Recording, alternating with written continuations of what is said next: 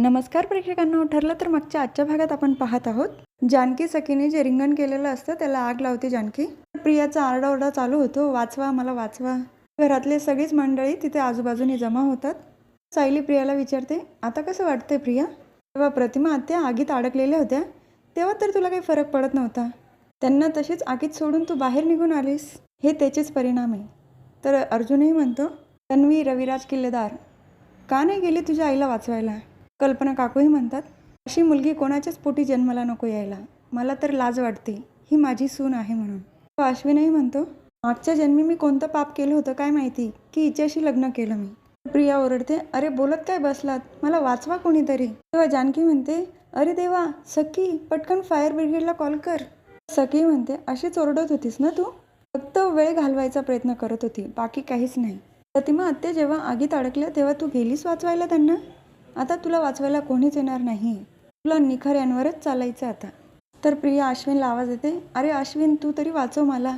अश्विनही म्हणतो, आजपर्यंत मी तुझ्या सगळ्या चुका पोटात घालत आलो, पण आज नाही, आज तुझं नशीब आणि तू.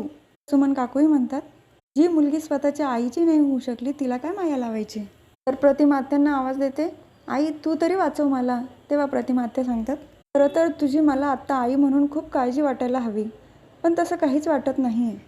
मग अशी मला जानकी म्हणाली, समोरची व्यक्ती आपली आहे हे जाणण्यासाठी वेगळं काही करावं लागत नाही, ते आपोआप जाणवतं. त्याचं उत्तर मला आत्ता मिळालं आहे. तेव्हा मी आगीत अडकली होती तेव्हा तू माझ्यासाठी प्रयत्नसुद्धा केले नाही, म्हणून मला सुद्धा तुझ्याबद्दल माया वाटत नाही. तेव्हा कल्पनाला थोडा चटका बसला, तर सायलीचा जीव कासावीस झाला होता. याला म्हणतात खरं मुलीचं प्रेम. पण मला आज कळतंय, तुझ्यासारख्या मुलीला मी जन्म देऊ शकत नाही. तर सायली पण जानकी आणि सखीचे आभार मानते.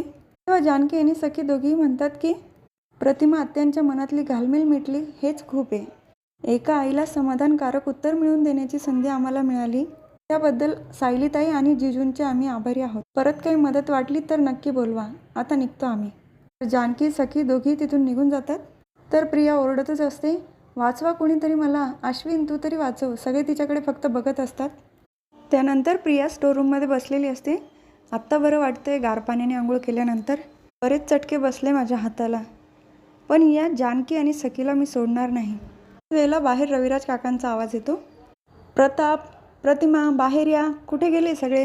त्याला आवाज येतो, हा किल्लेदार कशाला आला असेल आता. दरवाजाजवळ कान लावून ऐकते. तर सगळे जमल्यानंतर रविराज काका म्हणतात, या मुलीला तुम्ही अजून पण घरात का ठेवून घेतलंस? तिला घराबाहेर का नाही काढलं? तर काकाही म्हणतात, अरे रविराज थोडं शांत हो तू, आल्या आल्या का चिडचिड करतोय? रविराज काका म्हणतात, या मुलीने पूर्ण आजीला आजारी पडण्यासाठी काढा पाजला, सायलीला जिनेवरून ढकललं, स्मिताच्या बाळाला मारण्याचा प्रयत्न केला, तरीसुद्धा तुम्ही या घरात ठेवून घेतलं तिला.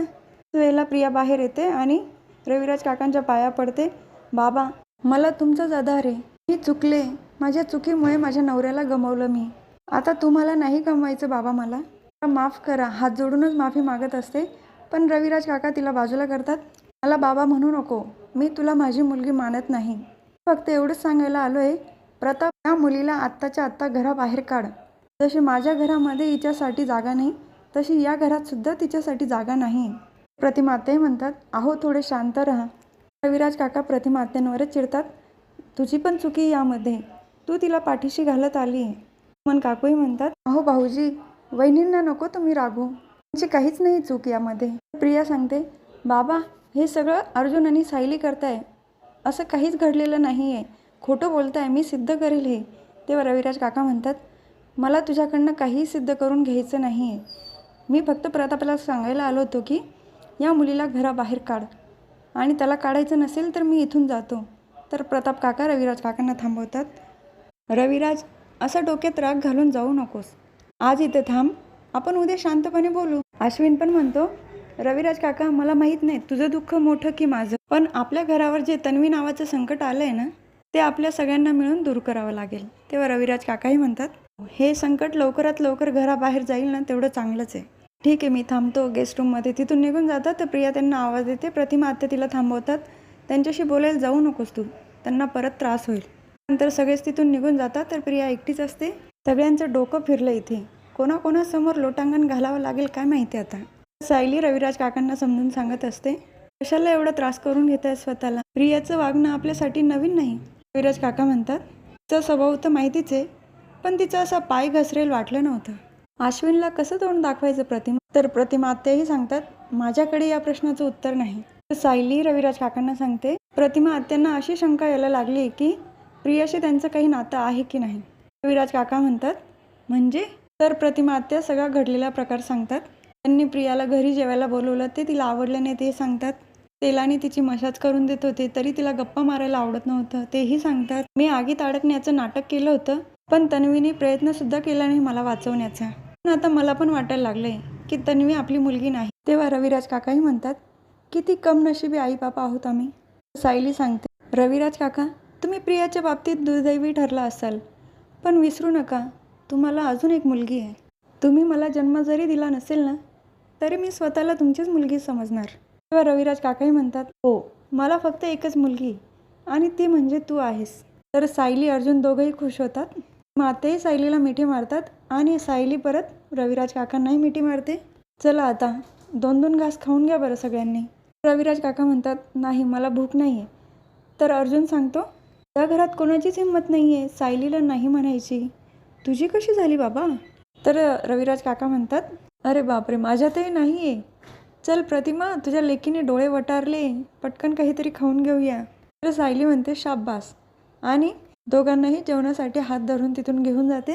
सगळे जेवायला बसल्यानंतर खेळीमेळीचं वातावरण झालं पाहिजे, यामुळे अर्जुन अस्मिताला म्हणतो, बाळाचं पोट भरल्यानंतर तू आली नाही ते जेवायला?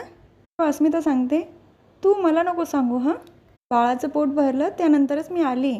अश्विनही म्हणतो, खरी मज्जा तर तेव्हा येते तेव्हा बाळाला आणि अस्मिताईला एकाच वेळेला भूक लागते. तर ती पटकन बाळाला खाली ठेवते आणि ओरडतच येते, मम्मा मला भूक लागली. चैतन्य म्हणतो, किती नीच आहात रे तुम्ही. अस्मिताई अगदी व्यवस्थित सांभाळते स्वतःला आणि बाळाला. अरे स्वतःच्या बहिणीचं थोडं कौतुक करत जा. तर अस्मिताई म्हणते, तूच रे तूच चैतन्य माझा खरा भाऊ. अर्जुनही म्हणतो, अरे पार्टी बदलली बघ यांनी. अस्मिता म्हणते, खरे भाऊ माझे वैरी ठरले आणि मानलेला भाऊ माझा सक्का भाऊ झाला. त्याच वेळेला तिथे सचिन येतो. अस्मिता मी जरा महत्त्वाच्या कामानिमित्त बाहेर चाललो आहे. तेव्हा अस्मिता म्हणते, ठीक आहे. तर सायली सचिनला म्हणते, थोडं जेवून जा ना सचिन भाऊजी. तर अस्मिता सायलीला म्हणते, अगं नको, सचिनला उशीर होत असेल ना, तो बाहेरच खाईल काहीतरी. तेव्हा सचिनही म्हणतो, तू बरोबर बोलते अस्मिता, मी बाहेर खाईल काहीतरी. निघून जातो. तर प्रताप काका विचारतात, अस्मिता आत्तापर्यंत तू सचिनच्या सगळ्या चुका पाठीशी घालत होती, पण आता तू सहन करण्याच्या मूडमध्ये दिसत नाही. अस्मिता सांगते, आपल्याला सगळ्यांनाच माहिती आहे ना सचिन त्याच्या महत्त्वाच्या कामानिमित्त कुठे चालला आहे, मग मी कशाला काळजी घेऊ त्याची खाण्यापिण्याची. पण मम्मा जेवण छान झालं हां, चला पटकन जेवणाला सुरुवात करूया. सगळ्यांनाच एक प्रकारचं समाधान वाटतं की अस्मिता सचिनला आता ओळखायला लागली आहे, त्याचं खरं रूप तिला लक्षात आलं आहे. जेवण झाल्यानंतर चैतन्य अस्मिताला बाजूला बोलावून म्हणतो, गुरुजींनी तुला जी शिकवण दिली त्याचा फायदा झाला म्हणावं. अस्मिता सांगते, सचिनचा मला फोन आला होता तेव्हा मी साक्षीचा आवाज ऐकला होता आणि ते दोघं बरोबरच होते. आता या गोष्टीचं मी जास्त मनाला लावून घेत नाही, कारण मला माहिती ना सचिन सुधारणार नाही, तेव्हा कशाला विचार करायचा. तर चैतन्य पण खुश होतो. त्याच वेळेला अर्जुन त्याला बोलावतो. संतोषचा ॲड्रेस मिळाला आहे, त्याची बायको तिथेच राहते आणि आपल्याला लगेच जावं लागेल. अर्जुन कल्पना काकूंना सांगतो, मम्मा आम्ही बाहेर जाऊन येतो, खूप महत्त्वाचं काम आहे. तर कल्पना काकू म्हणतात, तुम्हाला कळत का नाही रे, रोज काय तेच सांगायला लावतात बाहेर जायचं नाही म्हणून. तर रविराज काकाही म्हणतात, आता मुलं मोठी झाली आणि त्यांना कळतं काय चुकीचं काय बरोबर, तेव्हा जाऊ दे त्यांना. तर कल्पना काकूही तयार होतात. सायली चैतन्य पुढे निघतात तेव्हा अर्जुन थांबतो आणि रविराज काकांना बोलावून सांगतो, तन्वीकडे लक्ष असू दे, ती जर बाहेर पडली तर तसं कॉल करून कळव आम्हाला.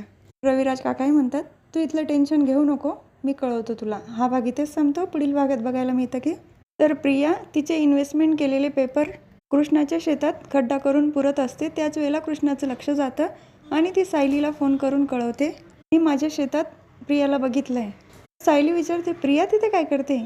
तर कृष्णा म्हणते, कृष्णाच्या शेतात असं येऊन निघून जाणं कोणाला शक्य नाही, बघ आता मी काय करते ते. तर हा भाग इथेच संपतो. उद्याचा भाग पण बघायला मज्जा येणार आहे हां प्रेक्षकांनो. तेव्हा उद्या पुन्हा भेटूया, ठरलं तर मगच्या पुढच्या व्हिडिओमध्ये. तोपर्यंत माझ्या व्हिडिओला लाईक शेअर सबस्क्राईब करा प्रेक्षकांनो प्लीज, आणि स्वतःची काळजी घ्या.